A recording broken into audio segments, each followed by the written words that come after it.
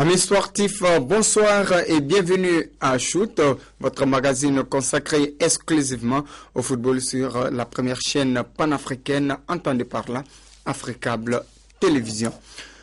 Le week-end dernier a été marqué sur le continent par les matchs de la 4e journée des éliminatoires donc, du mondial 2014, Brésil 2014, zone Afrique. Dans la poule A, l'Éthiopie est allée battre le Botswana 2-1.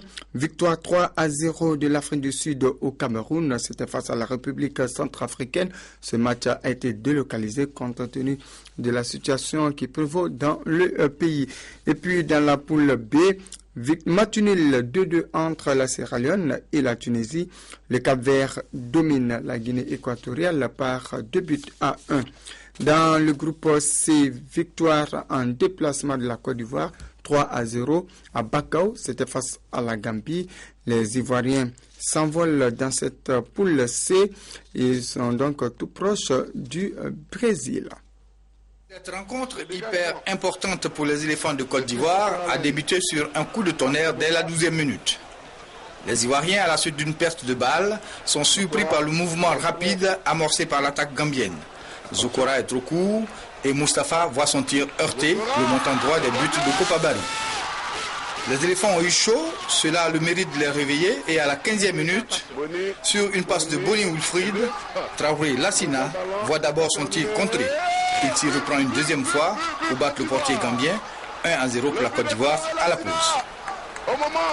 Dès la reprise, les Ivoiriens se font menaçants et à la 61e minute, Boni Wilfried double la mise à la suite d'un contre ultra rapide amené par Yaya et Traoré Lassina, auteur de la passe décisive. Nous jouons la dernière minute. Yaya, jusque-là transparent, marque un but somptueux sur le coup franc et corse l'addition pour la Côte d'Ivoire, 3-0. C'est le score final. La Côte d'Ivoire sans briller l'emporte largement en assurant l'essentiel, conserver sa place de leader dans son groupe. À Marrakech, le Maroc est venu à bout de la Tanzanie par le score de 2-1. Suivons le point de ce match. Youssef El Arabi et le Maroc se relancent dans le groupe C. Les Lions de l'Atlas se sont imposés 2-1 face à la Tanzanie à Marrakech. Hamdallah sur penalty ouvre le score avant ce petit numéro de l'ancien Canet El Arabi. Amri Kiemba d'une magnifique frappe réduit le score pour la Tanzanie. Les Marocains l'emportent 2-1 et conservent encore un mince espoir de voir le Brésil en 2014. Dans le groupe D, victoire en déplacement du Ghana 3-1 au Soudan, 4-0 pour la Zambie face au Lesotho. Il s'agit de la deuxième affiche du groupe D. Poule C, match nul à Libreville entre le Gabon et le Congo, leader. Et puis le Burkina Faso qui a réalisé une belle opération en allant s'imposer au stade général Sénékounté de Niamey par 1-0, c'était face au Niger. Le point avec notre bureau africable, Aboubakar Sarki et Abachi. Pour une rencontre prévue à 16h, la file de supporters était d'ores et déjà visible à partir de 12h.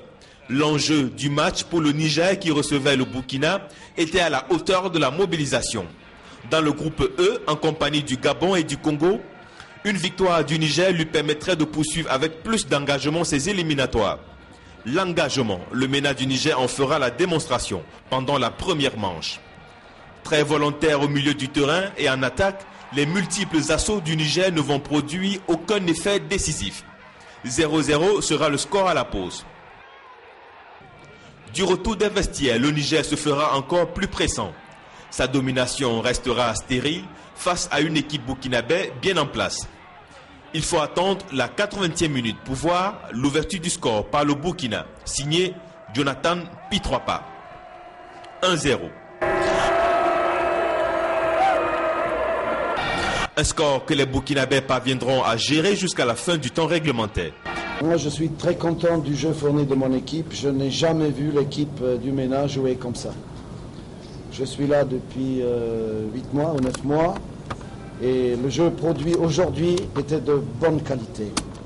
Nous avons réussi à mettre en difficulté, en grosse difficulté même, une des meilleures équipes africaines.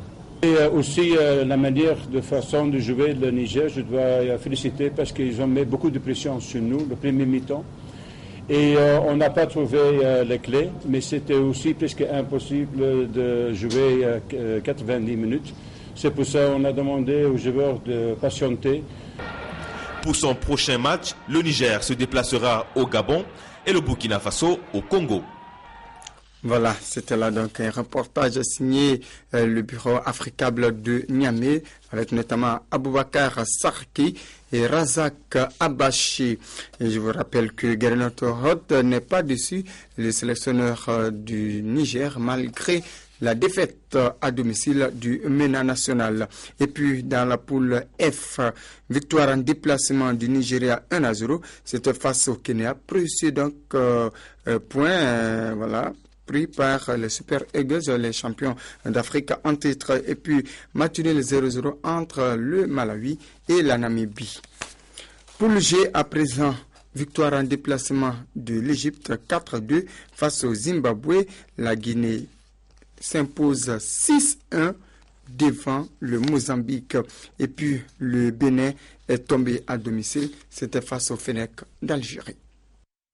Le succès des Fennec entraînés par Vaïd Halilhodžić grâce à un doublé notamment de Slimani. On voit les buts. Le premier, il est signé Rudy Gested qui permet aux Algériens, qui permet aux Béninois de mener 1-0. Je vais m'y retrouver. Puis derrière, les buts algériens, vous les voyez, Slimani, un doublé pour lui. La dernière réalisation est inscrite par le jeune Nabil Gilas, frère du Rémois Gilas, qui cède donc une victoire des Fennec. 3-1, l'Algérie, co-leader du groupe H. Voilà, l'Algérie qui n'est plus co-leader,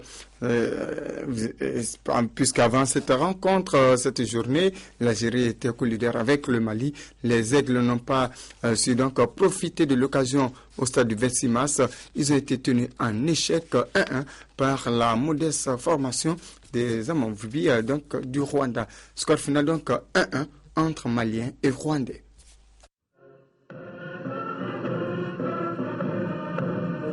Mali-Rwanda au compte de la 4e journée des éliminatoires du Mondial 2014 était gagné d'avance sur le papier par les Aigles. Mais c'était sans compter avec la détermination et l'engagement des Amavobi rwandais. Depuis le démarrage, les Aigles étouffent les Rwandais. Les alertes d'Adama Tamboura, Siga Maridjara et de Mahamadou Samassa, respectivement aux 4e, 6e et 23e minutes, ne donnent rien. La malchance et la maladresse gagnent les Aigles. C'est pourquoi ils rateront beaucoup d'autres occasions. Les Rwandais se signalent avec cette frappe d'Olivier Karekezi. Mais Soumela Diakité veille au grain. 33e minute, la passe en retrait de Mamadou Ndiaye est interceptée par Mehdi Kazer, qui ouvre logiquement le score sur ce coup. Ce résultat nous conduit à la pause. Reprise, les Aigles montent la pression et les Rwandais défendent à 11. Encore le même scénario. Les centres ne trouvent pas preneur dans les 18 mètres rwandais. Dans la foulée, Haruna Nizuma sort pour 2 zones. L'égalisation malienne est intervenue à la 76e minute par Mamadou Ndiaye. Après, les Aigles tenteront tout pour prendre le dessus, mais en vain. La rencontre prend fin sur ce score 1-1. À chaud, il est toujours difficile, on est frustré, mais pas tomber encore, quoi. Mais je pense qu'il y a de la place encore. L'adversaire direct a gagné, il paraît, et nous on a trébuché. Je pense là maintenant il faut relever le défi, on a encore nos chances en main, parce que là il y a 2 matchs à jouer encore. Donc je pense que c'est dans nos moyens d'aller les chercher, d'autant plus qu'on jouera dimanche prochain ici à Bamako. Voilà, c'était là donc le résumé de ce match entre le Mali et le Rwanda. Donc pas de vainqueur dans cette opposition. À présent, je vous invite à suivre les réactions d'après-match. C'est bon pour nous pour le moment, même si on n'a rien, on ne cherchait pas à nous qualifier, mais pour nous c'est quelque chose qui nous montre qu'est-ce que nous sommes en train de préparer comme le fictif football rwandais et que ça promet qu'il y a de l'espérance qu'on aura une bonne équipe. Nous maintenant on n'a pas la chance de se qualifier à la Coupe du Monde, mais ce que nous sommes en train de faire c'est construire une équipe assez basée sur aux jeunes joueurs. Ça veut dire que maintenant, il y a un défi qu'on s'est dit avant, mais pourquoi pas aller chercher une victoire à Bamako. Et maintenant, il y a l'Algérie, ce sont des grandes équipes que nous respectons bien. Mais nous, ce que nous faisons, nous avons un objectif, c'est pas, on ne regarde pas la Coupe du Monde, mais on regarde, on a la Tchad devant nous, que nous devons nous qualifier. Et surtout, il y a un tas d'esprit de compétition, d'être gagné. C'est ça que nous sommes en train de faire pour nos jeunes, pour nos jeunes joueurs rwandais. Ça veut dire que c'est ça, même le match prochain avec l'Algérie, ça sera comme ça. Ça sera un match que nous respectons aussi, mais il faut que nous fassions quelque chose pour voir si cette confiance va venir. Surtout à notre jeu aussi, pour le peuple rwandais, que ça faisait longtemps qu'on ne gagne pas. Et surtout, il y a beaucoup de changements qu'on a mis, sauf 3 joueurs qu'on a amenés qui jouent à l'extérieur. Les autres, ce sont des joueurs locaux et ce sont des joueurs qui jouent dans notre pays. Et ce sont des joueurs qui jouent dans l'équipe nationale de moins de 20 ans. Je tiens à remercier le peuple malien qui est sorti très nombreux venir encourager les jeunes. Et ensuite, je tiens à féliciter mes joueurs qu'ils ont fait. Ils ont montré l'esprit patriotique et se sont donnés à fond. Un show, il est toujours difficile, on est frustré, mais pas tomber encore, quoi. Je pense qu'il y a de la place encore. L'adversaire direct a gagné, il paraît. Et nous, on a trébuché. Je pense là, maintenant, il faut relever le défi. On a encore nos chances en main. Parce que là, il y a 2 matchs à jouer encore. Donc je pense que c'est dans nos moyens d'aller les chercher, d'autant plus qu'on jouera dimanche prochain ici à Bamako. Je demande encore une fois à ce public merveilleux d'être encore présent pour là. On a besoin d'eux et je pense qu'on ne va pas les décevoir. Le football est des fois cruel, parce que quand on regarde bien l'ensemble du match, c'est vrai qu'on n'a pas gagné, donc pour nous c'est un échec. Mais quand on regarde bien le match, on voit que cette équipe rwandaise n'a pratiquement pas eu d'occasion. Le but rwandais est venu par une erreur. Mais bon, quand on joue à domicile contre une équipe comme Rwanda, on se doit de gagner. Maintenant, on n'a pas gagné, on n'a pas d'excuses. C'est un échec. Maintenant, on a 2 points de retard par rapport à l'Algérie. Il reste 2 matchs à jouer et rien n'est terminé. Il faut se remobiliser pour gagner contre Bénin ici. Et après, le dernier match se jouera contre l'Algérie en Algérie.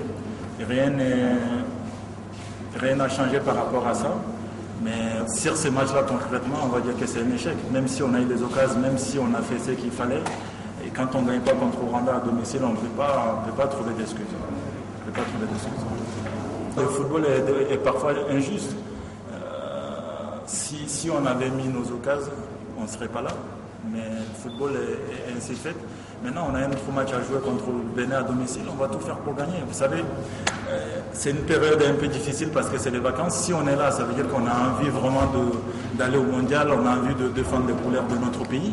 Et sinon, ces périodes-là, on sait toujours qu'on peut trouver des excuses, des blessures pour ne pas être là parce que c'est les vacances. Si on est là, ça veut dire qu'on a vraiment envie de porter les couleurs, de défendre notre drapeau. On n'est pas là pour rigoler. Donc, même si on n'a pas gagné, on accepte les critiques. Vous pouvez nous critiquer demain, mettre tout dans les journaux. Ce n'est pas le plus important. Nous, on sait ce qu'on veut. Même si aujourd'hui, on n'a pas gagné, mais on va se remobiliser, on va s'entraîner et surtout rectifier ce qui n'a pas marché. Bien sûr qu'on peut espérer. Sinon, je prends... Voilà, c'était la vérité de Sédou Keita. On passe directement dans la poule I. Cela faisait exactement 2 ans que les Libyens n'avaient plus disputé de match à domicile. Et bien, c'est arrivé, le premier match officiel s'est soldé par un match nul 0-0. C'était face à la RDC. L'équipe nationale libyenne de football a joué vendredi son premier match international à domicile.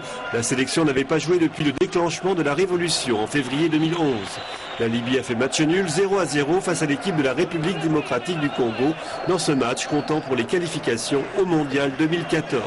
C'est une chance pour nous de montrer à la FIFA que nous sommes capables d'organiser des matchs de football dans de bonnes conditions, a affirmé le président de la Fédération libyenne de football. Nous restons dans cette poule I. Le Cameroun a tremblé au stade Kégué de Lomé. Eh bien, les éperviers ont dominé les Lions indomptables par le score sans appel de 2-0. Les Lions indomptables du Cameroun quittent finalement la capitale togolaise dimanche. Les regrets prennent la tête et le sentiment d'être passé à côté de l'essentiel. 2 occasions nettes de but, un pressing haut et une stratégie censée déstabiliser les éperviers. Le timing était presque parfait jusqu'à cette 31e minute où tout a basculé. Sur un ballon de coup franc de 25 mètres, Améo Komla trompe Charles Itanje. La défense camerounaise est au garde à vous. Le deuxième but togolais, inscrit à la 71e minute après un récital de Atakora Lawele qui passe en revue toute la défense camerounaise, annihile tous les espoirs des Lions indomptables qui auraient voulu rentrer de Lomé avec au moins son nul.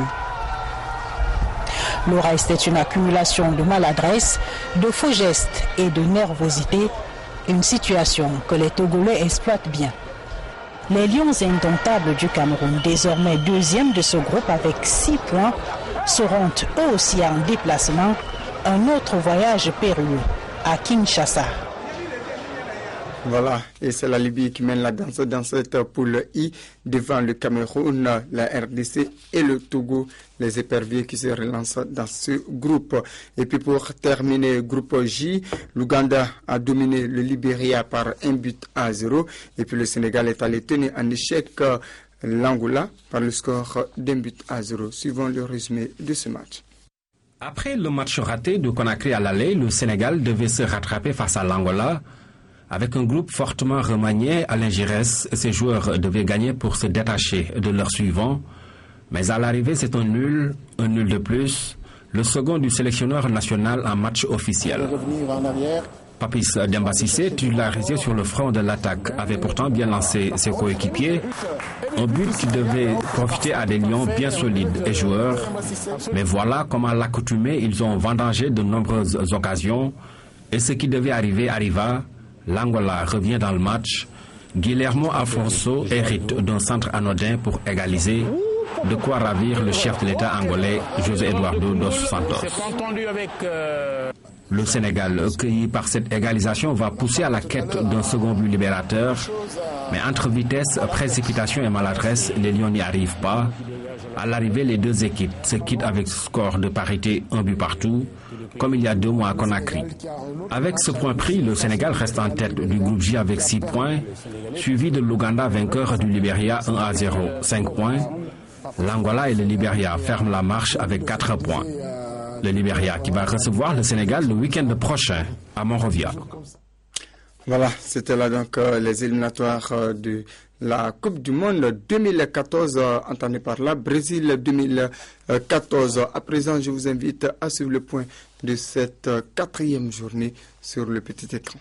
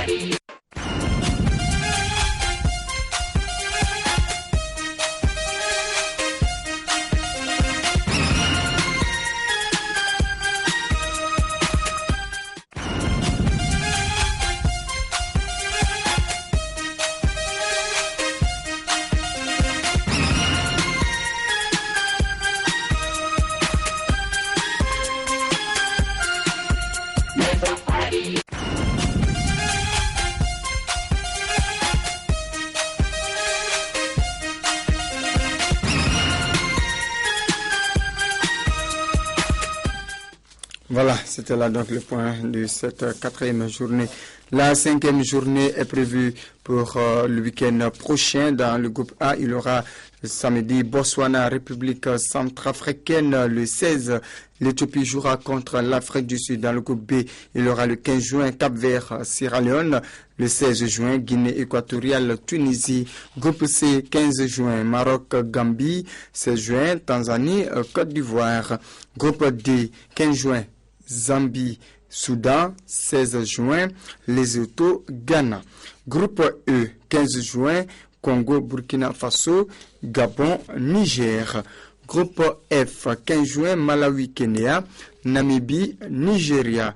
Et puis groupe G, il y aura Mozambique, Égypte, le 15, Guinée, Zimbabwe, le 16, groupe H, il y aura donc le 16, Rwanda, Algérie, le 16, Mali, Bénin, groupe I, 15, Libye, Togo, et puis le 16 juin, RD Congo, Cameroun.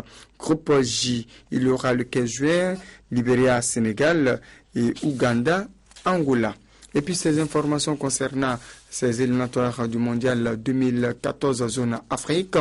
L'attaquant et capitaine du Kenya, Denis Olech, âgé de 28 ans, a été écarté pour le match face au Malawi qui aura lieu ce mercredi par le sélectionneur Abdel Amrouche. Ce dernier lui reproche d'avoir manqué un camp d'entraînement et a indiqué qu'il ne serait plus capitaine des Kenyans. Alexis Romao, qui donc a fait part de ses inquiétudes lundi, a annoncé qu'il ne jouera pas le prochain match des éliminatoires pour la Coupe du Monde du Togo en Libye. Le milieu de l'Olympique de Marseille n'est pas le seul épervier dans ce cas. Normalement programmé vendredi prochain à Benghazi, où la situation est très compliquée, le match Libye-Togo comptant pour les éliminatoires au Mondial 2014 se jouera finalement à Tripoli à 16h temps universel. La décision a été prise par la FIFA en accord avec la Fédération libyenne de football à 2 journées de la fin. Le groupe I donc est encore totalement ouvert pour la qualification en play-off de la zone Afrique. Et puis il n'y avait pas que les éliminatoires du mondial en Afrique, en Europe. La Finlande a dominé la Biélorussie par 1-0 et a noté donc la précieuse victoire de la Belgique 2-1. C'était face à la Serbie et je vous rappelle que la Belgique est tout proche du mondial brésilien et puis le Portugal avec un certain Cristiano Ronaldo a dominé la Russie par 1-0. La Finlande a signé sa première victoire dans le groupe I. Les Finlandais s'imposent 1-0 face à la Biélorussie à Helsinki. Le but est signé Amalainen à la 57e minute. La Biélorussie enregistre sa 4e défaite en 5 rencontres. Match nul des Italiens 0-0 face à la République tchèque. Des Italiens réduits à 10 après le carton rouge de Mario Balotelli pour cette faute sur Gebre Selassie. L'attaquant est très en colère, vous allez le voir après cette expulsion. Un nul et les Diables Rouges étaient assurés de disputer au moins les barrages de qualification à la Coupe du Monde. Face à la Serbie au stade Roi-Baudouin, la Belgique débute bien. Centre de Vertonghen pour Kevin De Bruyne. De la tête, le joueur du Werder Brême parvient à tromper Stojkovic. 1-0 pour le leader du groupe. Marc Wilmots, le sélectionneur, a choisi de se priver d'Eden Hazard, remplaçant. Sans lui, les Belges vont marquer une deuxième fois. Corner de De Bruyne sur la tête de Marwan Fellaini. Le joueur d'Everton, maître des airs, permet à son équipe de prendre le large. Entrée d'Eden Hazard peu après l'heure de jeu. La Belgique rate plusieurs occasions de chaos et se fait peur en encaissant un coup franc de Kolarov dans les derniers instants. Victoire tout de même 2-1 des Belges, plus proches que jamais du Brésil.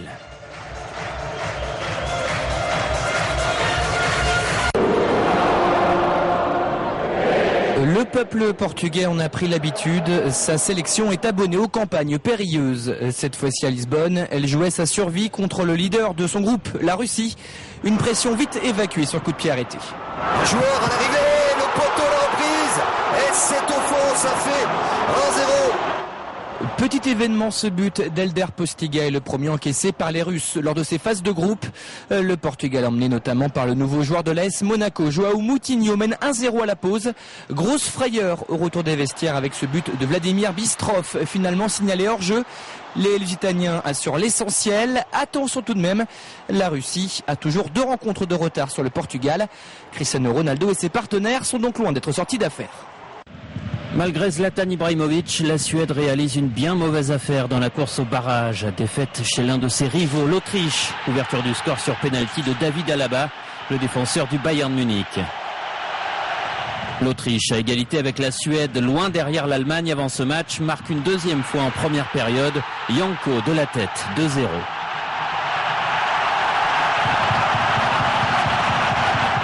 En face, Zlatan Ibrahimovic est plusieurs fois mis en échec par le gardien autrichien, mais il parvient d'une subtile déviation à servir Johan Elmander pour le 2-1.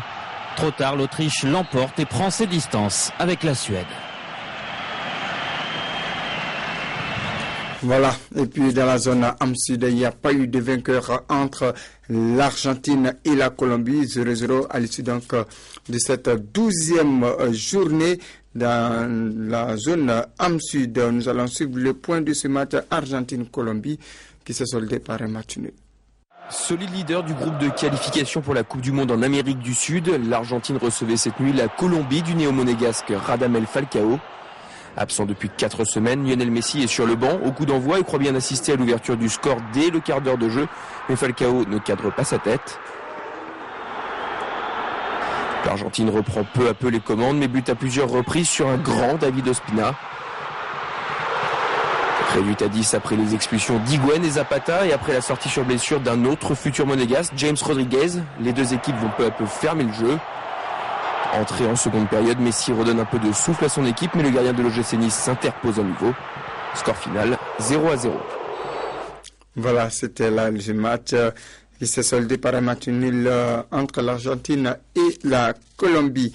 Et puis dans les autres rencontres, le Chili est allé battre le Paraguay par 2-1, victoire du Pérou 1-0 devant l'Équateur. Et puis au classement, c'est l'Argentine qui est en tête avec 25 points, suivi de la Colombie 20 points, moins un match. Troisième Équateur 20 points, 2 matchs en retard. Quatrième Chili 18 points, cinquième Venezuela 16 points, sixième Uruguay 13 points. Pour rappel, les 4 premiers sont qualifiés pour la Coupe du Monde 2014 au Brésil. Le tribunal du sport TAS a rejeté ce mardi l'appel de Malaga, exclu de toute compétition européenne par l'UEFA. Le club andalou avait été épinglé pour une entorse au fair play financier et privé par l'instance de participation aux Coupes d'Europe pour une saison. Cette dernière a réagi dans un communiqué. Le club espagnol est par conséquent exclu de l'Europa League 2013-2014 et sera remplacé par le club le mieux placé de la Ligue nationale espagnole à condition que ce club ait obtenu une licence et rempli tous les critères d'admission. L'amende de 300 000 € imposée à Malaga est également confirmée. Malaga a terminé 6e de Liga et était qualifié pour la Ligue Europa. 7e donc du championnat, le Rayo Vallecano est aussi suspendu car il n'a pas obtenu sa licence UEFA. Il a également fait appel auprès du TAS s'il était rejeté. C'est le FC Séville qui disputerait la C3 l'an prochain. Et puis on parle à présent du mondial de U20, entendez par là la Coupe du Monde des moins de 20 ans, la Coupe du Monde junior qui va donc se jouer en Turquie du 21 juin au 13 juillet 2013. Et puis en image le Mali qui était en préparation, les Aiglons, ici en maillot blanc, qui était face à l'équipe B du Mali en maillot vert. Ce sont les Aigles B qui se sont imposés dans cette partie par 3-2, disons. Voilà, le but des Aiglons sur cette action, voilà, bien réussi ici. Et ça fait désormais 3-2 pour les Aiglons de Dougoutigui, Moussa Keita Dougoutigui, qui s'est envolé le samedi dernier pour... Voilà, Moussa Keita Dougoutigui que vous observez sur le petit écran qui s'est envolé avec son équipe pour la Turquie. Voilà, pour disputer ce match. Les Aigles vont donc du coup faire un stage de préparation qui a démarré lundi dernier, donc en terre turque. À présent, je vous invite à écouter le sélectionneur des Aiglons du Mali. Je pense déjà que c'était un bon test, parce que l'équipe Chan est de bonne qualité. Donc on a vu de part et d'autre de bonnes choses. Et tout cela augure d'une bonne qualité pour la Coupe du Monde. Alors nous leur souhaitons vraiment un bon vent. Et je pense qu'ils ont les moyens vraiment de démontrer que l'équipe du Mali, le football malien a un bon niveau. Le tournoi elle-même commence.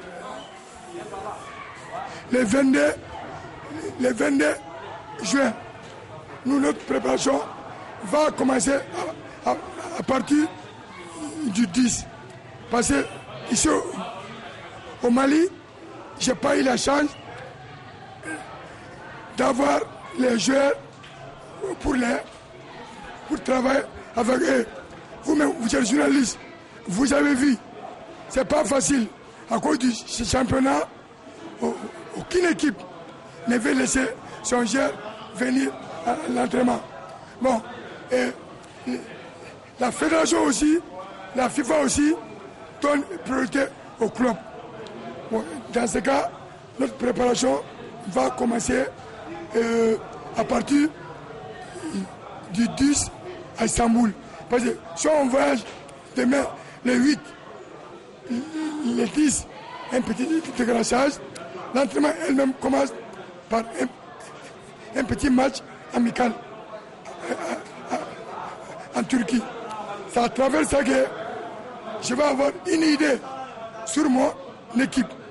Là où je suis même, il y a eu des absents.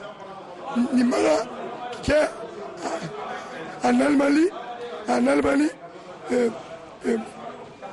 Boubacar Nimara arrive ce soir et on va voyager ensemble demain.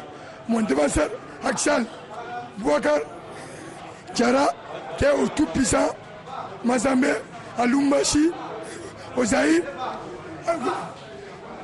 va nous rejoindre à Istanbul peut-être une semaine après.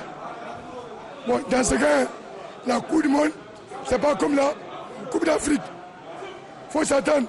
Nous, au Mali, on ne donne pas beaucoup d'importance à l'équipe junior. Tout, on pense seulement à l'équipe senior, l'équipe A. Même pour nous, pour avoir les entraînements, c'est pas facile. Tu vas au terrain, bien vrai, on avait chaque lundi, chaque mardi, on doit s'entraîner, mais on programme les lundis et les mardis pour les championnats, des fois les mercredis. Quel jeu tu vas avoir? Dans ce cas, vous êtes les journalistes, la préparation pour moi commence à partir du 10 juin à Istanbul. Voilà, c'est clair et net, bien compris. C'était là Moussa Keïta Dougoutigi, l'ancien défenseur des Aigles du Mali. On se rappelle de ce géant défenseur lors de la CAN 94 en terre tunisienne avec les Aigles, aujourd'hui sélectionneur de son état des Aiglons du Mali. Voilà, le Mali qui est 4e d'Afrique et qui va disputer le prochain mondial des moins de 20 ans. C'est du côté de la Turquie, du 21 juin au 13 juillet 2013. Et puis le Mali qui va livrer 2 matchs amicaux. Cette semaine, il y aura Mali-Ouzbékistan. Voilà, l'Ouzbékistan qui est également qualifié et qui va évoluer dans le groupe F en compagnie de la Croatie, de l'Uruguay et de la Nouvelle-Zélande. Ensuite, les Aiglons livreront leur 2e match amical, ce sera contre Salvador qui va jouer dans le groupe C en compagnie de l'Australie, de la Colombie et du pays organisateur, la Turquie. Le Mali est dans le groupe D en compagnie du Mexique, de la Grèce et du Paraguay. Voilà, premier match des Aigles, Mali-Paraguay, c'est le 22 à Gaziantep. Et puis le deuxième match, c'est contre la Grèce, prévu le 25 à Gaziantep, et puis le 3e match à Gaziantep, Mali, Mexique, le 28 juin prochain. Il n'y a pas que le Mali, donc à cette Coupe du Monde de moins de 20 ans. Eh bien, l'Afrique sera représentée également dans le groupe A par le Ghana qui évoluera contre la France, les États-Unis et l'Espagne. Premier match des Blasters, le 21. Ce sera à Istanbul contre la France. Il y aura également l'équipe de la République du Nigeria qui évolue dans le groupe B en compagnie de la République du Corée, du Cuba et voilà du Portugal. Pré-match du Nigeria, c'est contre l'équipe portugaise le 21 à 18h à Kayseri. Et puis il y aura également un autre représentant africain dans cette compétition. Il s'agit de l'Égypte. L'Égypte qui va évoluer à Antalya et jouera contre le Chili. voilà, le 23. Et puis l'Égypte sera dans le groupe E en compagnie de l'Angleterre, de l'Irak, éventuellement de l'équipe de Chili. Voilà, c'était là donc les affiches, les points pour vous édifier sur cette Coupe du Monde de moins de 20 ans. L'équipe de France de moins de 20 ans a bien lancé sa préparation mondiale en Turquie en dominant la Grèce ce mardi en match amical 3-1. Voilà, les buteurs sont Sanogo, Pogba et Ngado. Voilà, et puis on parle de foot féminin. Nous restons en France avec la finale de la Coupe nationale, la Coupe de France version féminine, doublée donc pour les Lyonnaises, l'OL version féminine qui s'est imposée devant Saint-Étienne, l'équipe rivale de Lyon, voilà, par le score de 3-1. Victoire des féminines de l'Olympique Lyonnais en finale de la Coupe de France face à leur rival Saint-Étienne, une victoire 3-1. On va voir les 3 buts lyonnais à la 44e minute avant la pause. Superbe lob de Lotta Schelin. Au retour des vestiaires, ensuite on joue la 58e minute de jeu. Coup franc de Louisa Nessib repris de la tête par Wendy Renard, puis à la 75e la tête d'Eugénie Le Sommer. L'OL donc qui réalise le doublé championnat Coupe de France. Voilà, et puis premier numéro de Vacances Foot 2013, c'est dans ce numéro de shoot, voilà, je vous rappelle qu'il y a eu à Bougouni, plus précisément au stade Sakoromeri Diakité de Bougouni, la finale d'Omar Baba Traoré, président de notre association, voilà, l'association des journalistes sportifs du Mali, membre de l'APS, Association internationale de la presse sportive. Eh bien, cette coupe était à sa 6e édition du côté donc de Bougouni, et en finale, c'est l'équipe de l'Est Dialanikoro qui s'est imposée 2-0 face au Sobé, détenteur du trophée donc à 3 reprises. Suivons le résumé de cette finale. Vacances Foot 2013, c'est parti. Organisée par le club des amis de Omar Baba Traoré, la finale de la 6e édition de la Coupe Omar Baba Traoré, président de l'association des journalistes sportifs du Mali, s'est jouée le samedi 1er juin 2013 au stade Sakoromeri Diakité de Bougouni. À l'affiche, COB, détenteur du trophée à 3 reprises, est opposé à l'AS Dialanikoro. Malgré sa domination, COB encaisse le premier but à la 39e minute de la première mi-temps sur penalty avant un second but en fin de partie. On peut affirmer que Dialanikoro a fait preuve de réalisme pendant cette rencontre. Signalons que cette 6e édition de la Coupe Omar Baba Traoré était présidée par l'honorable Moussa Diakité, député élu à Bougouni.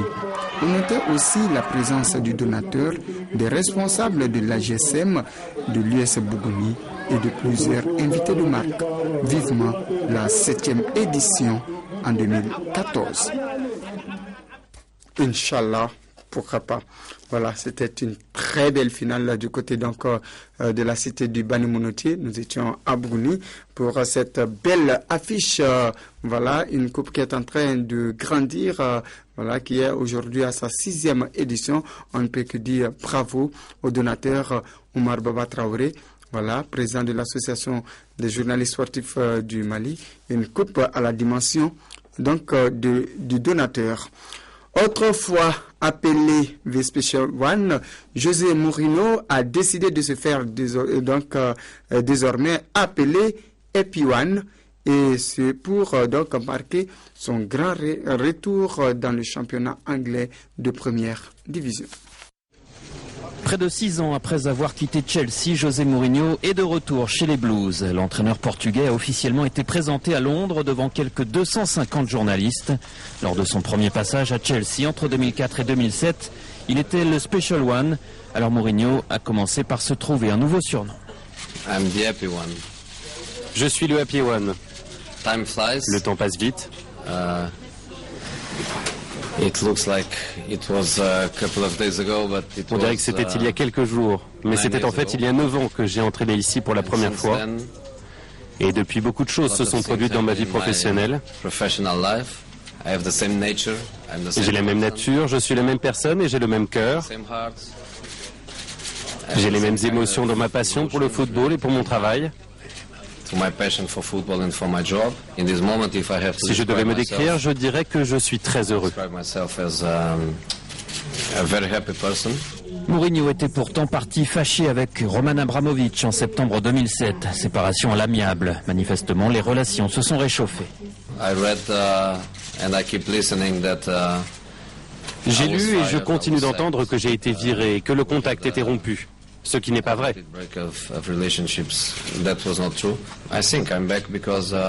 Je suis de retour parce que le propriétaire et moi sommes au meilleur moment de nos carrières et prêts à travailler de nouveau ensemble. Les conditions sont bien meilleures maintenant pour réussir et obtenir ce que je cherche, à savoir la stabilité.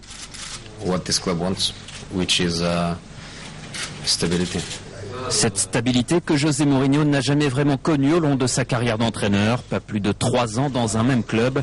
À Chelsea, Mourinho a plusieurs objectifs: redevenir champion d'Angleterre comme en 2005 et 2006, conquérir la Ligue des Champions, gagner avec Porto et l'Inter, mais jamais avec le club londonien.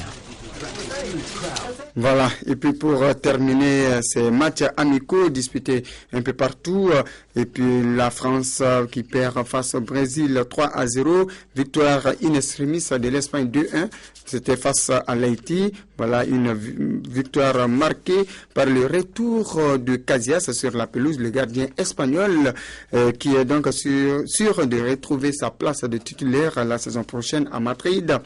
Bénéficie la confiance donc de son sélectionneur Del Bosque. On n'avait plus revu Iker Casillas sur un terrain depuis presque 5 mois. Le gardien madrilène a la confiance de son sélectionneur à défaut d'avoir eu celle de José Mourinho ces derniers temps. Casillas, capitaine d'une Espagne en pleine préparation de la Coupe des Confédérations à Miami. On attendait une démonstration de la meilleure équipe du monde face à la modeste sélection haïtienne. Et dès la 8e minute, Santi Cazorla ouvre la marque pour la Roja. 10 minutes plus tard, Juan Mata sert parfaitement Fabregas dans la surface et l'Espagne mène 2-0. On craint le pire pour Haïti, mais cette Espagne fortement remaniée connaît quelques problèmes d'efficacité et de solidité. À un quart d'heure du coup de sifflet final, Donald Guerrier transperce la défense espagnole et réduit l'écart. Un joli but, un but inespéré pour Haïti qui peut quitter la pelouse la tête haute. 2-1, l'Espagne se contentera de cette petite victoire.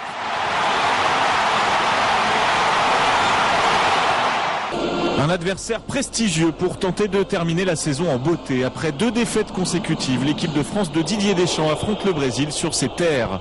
Au quart d'heure de jeu, c'est un petit nouveau, Guy Lavogui, qui procure une première occasion à la France.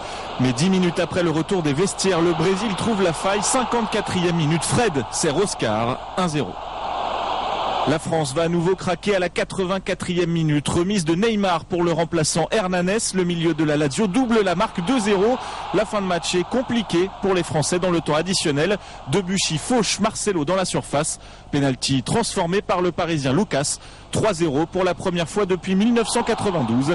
La France s'incline face au Brésil. Non, je savais que ça allait être compliqué. Après, même si on a fait des choses intéressantes aujourd'hui, la réalité est là, hein, le Brésil nous est supérieur. Il y a encore du chemin à faire, donc je prends le temps de faire l'analyse. Il y a eu des choses positives aussi, je ne veux pas ressortir que le négatif. Voilà.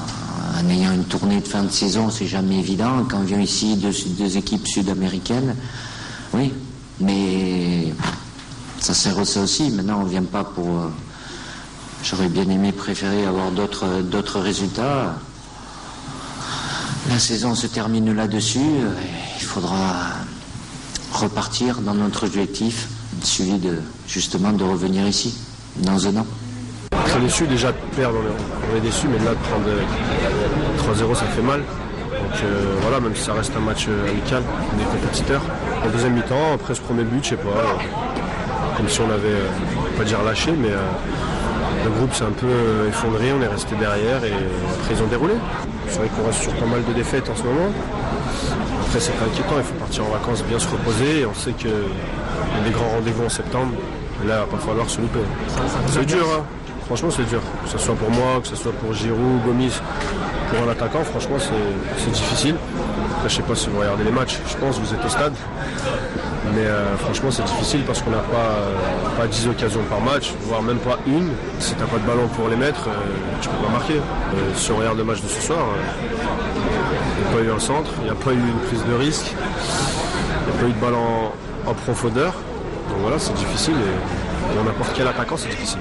Ça a été difficile. Bon, il faut rendre un grand hommage au Brésil parce que c'est une grande équipe. On voit qu'ils sont forts dans toutes les lignes. Mais c'est pas une excuse. Je pense qu'on a montré trop peu de choses dans nos contenus. C'est beaucoup insuffisant. Croatie-Portugal, cette affiche d'exception nous garantissait à coup sûr un spectacle de qualité au stade de la Praille de Genève. Dans ce duel amical, mais au sommet, les Portugais sont à l'honneur. Ces jours de fête nationale au pays, Cristiano Ronaldo l'a compris, il faut régaler la communauté portugaise, venue en nombre. Peu après la demi-heure de jeu, le capitaine ne manque pas de mettre à profit l'offrande de Silvestre Varela. Contrôle pied droit, frappe pied gauche, un enchaînement qui laisse à terre 3 défenseurs croates. Ronaldo est un véritable poison et quand ce n'est pas à terre qu'il fait la différence, c'est dans les airs qu'il manigance. Quelques minutes après avoir inscrit son 39e but en sélection, le voilà qui nous régale d'une double détente, tout proche de doubler la marque. La seconde période se joue sans la star du Real, mais son remplaçant Vierinha a repris le flambeau et contraint le gardien croate Subasic à la plus grande vigilance. Les Croates auront peiné à se procurer quelques occasions. La plus belle est à mettre au crédit d'un joueur très courtisé par le Real Madrid. Alen Halilovic, tout juste 16 ans, aurait aimé créer l'exploit, mais cela s'est joué à quelques centimètres. Le Portugal s'impose logiquement 1-0. Le 14 août, toujours en amical, Ronaldo et les siens auront rendez-vous avec les Pays-Bas avant de reprendre le fil des éliminatoires de Coupe du Monde face à l'Irlande du Nord le 6 septembre. Voilà, c'était là donc le shoot d'aujourd'hui, mais sachez que l'international égyptien Ahmed Ossamidou, qui est notamment passé par l'Olympique de Marseille lors de la saison 2003-2004, avec 7 buts inscrits, a annoncé ce mardi sur son compte Twitter qu'il prenait sa retraite à l'âge donc de 30 ans. Et puis le mercredi 19 juin, à partir de 17h30, au stade Modibo Keïta de Bamako, les aides du Mali seront face aux stars africaines dans le cadre donc de Sida Foot 3e édition. Voilà, c'est tout pour aujourd'hui. Votre émission 100% football shoot sera donc au repos. Nous allons vous retrouver donc à mi-juillet pour d'autres informations plus fraîches. Et puis voilà, nous allons nous rendre du côté donc de la Turquie pour vous faire vivre les meilleurs moments du mondial de U20, la Coupe du monde des juniors. Voilà, merci au groupe Africable, à tout le groupe Africable, notamment Multicanal Numérique et Datcom, deux structures qui vous ont permis d'avoir ces belles images tout au long de cette émission. Merci également au centre émetteur qui donc a facilité donc le travail, et grand merci à l'équipe technique, à l'équipe de production de ce soir. Voilà, je vous rappelle que voilà, nous serons ensemble au mois de juillet, voilà, pour les informations plus fraîches. Voilà, c'est la fin des championnats majeurs un peu partout. Voilà, occasion pour nous aussi d'observer une petite pause et de nous rendre rapidement en Turquie pour vous faire vivre les meilleurs moments du mondial de U20. Au revoir et à très bientôt sur Africable Télévision. C'est